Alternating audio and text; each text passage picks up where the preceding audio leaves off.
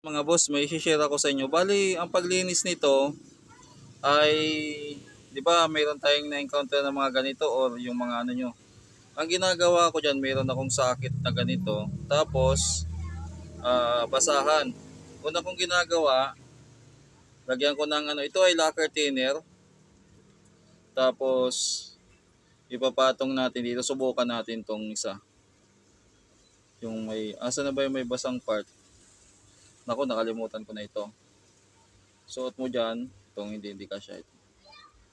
Tapos pihit ng ganon.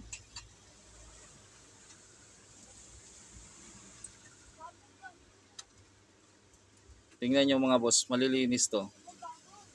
O, nabawasan na. Ito yung dumi niya. So, paulit-ulit lang na ano hanggang sa luminis. Ito, nalinis ko na, makintab na. Kumpara dito sa iba na hindi pa nalinis. So, ganun lang technique niyan. Pwede rin naman kung gusto nyo, wipe out or MC.